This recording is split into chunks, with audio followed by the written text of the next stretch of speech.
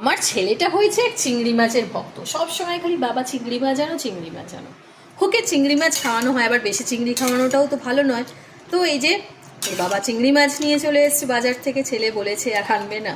তো যাই হোক, এই যে চিংড়ি মাছ আলু পটল দিয়ে একটু হালকা জাস্ট ঝোল করেছি, বেশি ঝোল করিনি, একটু গ্রেভি আজকে হচ্ছে মেনু এটা।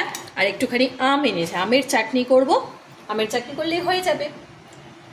তো চিংড়ি মাছটা কিন্তু ব্যাপক, মানে আর একটা কি বলো তো তোমরা, চিংড়ি মাছ না দেখবে মানে কোনো তরকারিতে বা কিছুতে দিলে কিন্তু টেস্টটা এত সুন্দর হয়।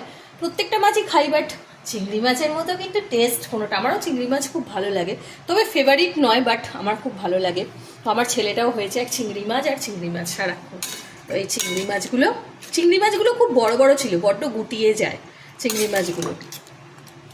তারপরে এগুলো সব ছাড়ালে টাড়ালে না আরও ছোট হয়ে যায়। আর এই কাঠি ফাটি দিয়ে করা ও প্রচুর ঝামেলারে, আর ওগুলো মালাইকারি করলে ওগুলো কাঠি ফাটি দিয়ে করা যায়, করি। আর এই যে চিংড়ি মাছের করে নিলাম আলু পটল, আর চিংড়ি মাছটা কিন্তু আলু পটল দিয়ে খুব